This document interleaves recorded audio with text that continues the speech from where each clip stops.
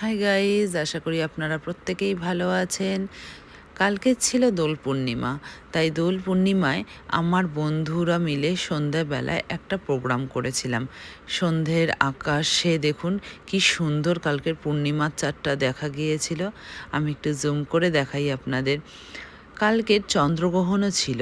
চন্দ্রগ্রহণ কিভাবে হলো আমি আমার বাড়ির থেকে পুরোটাই দেখেছি এবং সেটা আমি আপনাদের সাথে আজকে শেয়ার করব। আমার ছেলে আবার ওদিকে ব্যস্ত হয়ে পড়েছিল দোল খেলার জন্য, তাই আমরা দোল খেলে নিলাম। দোল খেলে আজকে বানাবো মুম্বাইয়ের ফেমাস বড়া পাও। যদিও আমি ভুল করে কেটে ফেলেছিলাম, খোসা না ছাড়িয়ে আলুটাকে গোটা রেখে বয়েল করতে হয়।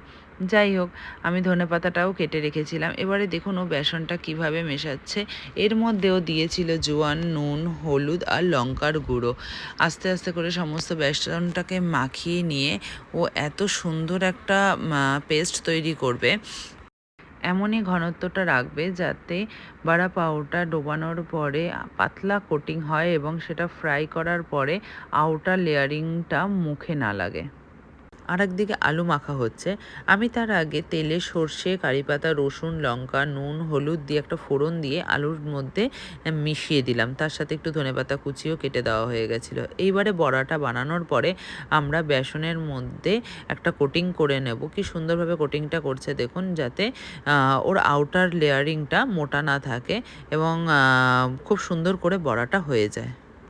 এইভাবে ও সমস্ত বড়া বানিয়ে নেবে। আর একদিকে আমরা টেবিল রেডি করছিলাম। এবার আমি আপনাদের দেখাবো কি করে বড়া পাউটা রেডি করা হয়।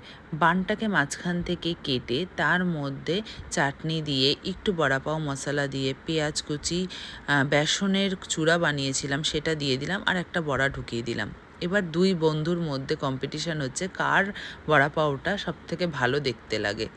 এই বানটা একটু মিষ্টি কিন্তু খেতে খুব ভালো লাগছিল। আপনারা আমাকে অবশ্যই জানাবেন কার বড়া পাউটা দেখতে খুব ভালো লেগেছে। দেখুন, দুই ধরনের বান দিয়ে রেডি হয়ে গেল আমাদের বড়া পাও। তার সাথেও আমরা আর একটা জিনিস বানিয়েছিলাম, সেটা হলো ঠান্ডাই। ওরা বলল ঠান্ডাই ছাড়া হোলি তো হোলিই মনে হবে না, তাই সমস্ত ড্রাই ফ্রুট পেস্ট করে দুধের মধ্যে মিশিয়ে নিলাম আর একটুখানি রোজ সিরাপ দিয়ে দিলাম। দেখুন কি সুন্দর লাগছে না। এরপরে আমরা চলে গিয়েছিলাম চন্দ্রগ্রহণ দেখতে। এটা আমি আমার বাড়ির ব্যাকইয়ার্ড থেকে তুলেছি। পুরোটা চন্দ্রগ্রহণ এত সুন্দর করে দেখতে পেলাম বাড়ির থেকে যে বাইরে যাওয়ার আর প্রয়োজন হলো না। প্রথমে পুরো রেড হয়ে গেছিলো চারটা, তারপরে পুরো ধীরে ধীরে ধীরে ধীরে গ্রহণটা দেখা গেল।